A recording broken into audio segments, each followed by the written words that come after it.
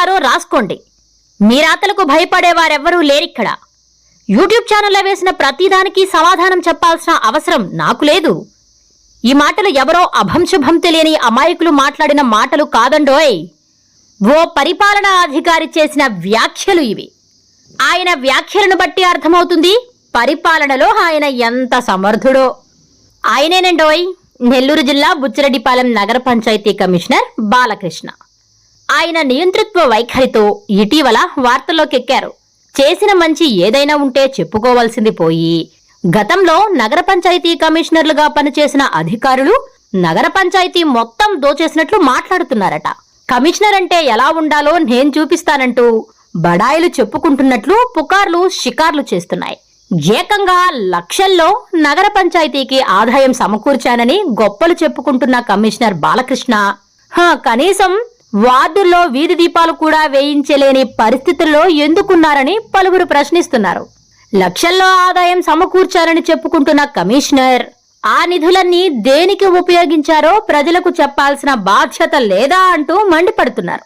ఓ చిన్న సమస్య చెప్తే నిధులు లేవని 2 రోజులు ఆలస్యం చేయడంలోనే కమిషనర్ బాలకృష్ణ పనితనం అర్థమవుతోంది.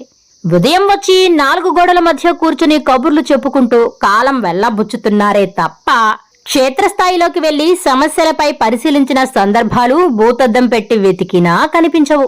నగర పంచాయతీలో జరిగే ఏ పనిలోనూ పర్యవేక్షణ అసలే ఉండదు. ఇదంతా సోషల్ మీడియా కాలంలో ప్రజలకు తెలియదనుకుంటున్నారా? నగర పంచాయతీలోని ప్రతి వార్డులో సమస్యను పరిష్కరించాల్సిన బాధ్యత ప్రజాప్రతినిధుల కంటే కమిషనర్కే ఎక్కువగా ఉంటుంది. అటువంటి బాధ్యతలను పక్కన పెట్టి 6 దాటితే నేను ఎక్కడికి వెళ్లినా ప్రశ్నించే హక్కు ఎవ్వరికీ లేదని మాట్లాడుతున్నట్లు తెలుస్తోంది. ఆ హక్కులు తెలిసిన కమిషనర్ కు తాను నిర్వర్తించాల్సిన హక్కులు గుర్తురావా? ఇదేనా ఇంతకాలం ప్రభుత్వ ఉద్యోగిగా మీరు నేర్చుకున్నదని స్థానికులు నిలదీస్తున్నారు. ఓ పక్క నగర పంచాయతీలో నిధులు లేవు, ఒక్కసారిగా సమస్యలు పరిష్కారం కావని చెబుతున్న కమిషనర్ ముంబై రోడ్డు విస్తరణ పేరుతో లక్షల రూపాయలు ఖర్చు పెట్టేందుకు సిద్ధమైనట్లు తెలుస్తోంది. దీనివల్ల నగర పంచాయతీకి వచ్చే లాభమేమిటో ఆ నిజాయితీ పరుడైన కమిషనర్ కే ఎరుక. ముంబై రోడ్డు విస్తరణలో పెడుతున్న శ్రద్ధ నగర పంచాయతీలోని సమస్యలపై ఎందుకు పెట్టడం లేదని ప్రజలలో సందేహాలు వ్యక్తమవుతున్నాయి. కమిషనర్ పై ఈగవాలకుండా చేస్తున్న పార్టీలోని పెద్దల జోబులు నింపేందుకే రోడ్డు విస్తరణకు తెరలేపినట్లు ప్రచారం జరుగుతోంది. పార్టీలో ఇటువంటి పెద్దల జోక్యం ఉన్నంత వరకు అటు ఎమ్మెల్యే వేమిరెడ్డి ప్రశాంతిరెడ్డికి ఇటు తెలుగుదేశం పార్టీకి అప్పనిందలు తప్పవని అధికార పార్టీలోని నాయకులే బహిరంగంగా మాట్లాడుకోవడం విశేషం.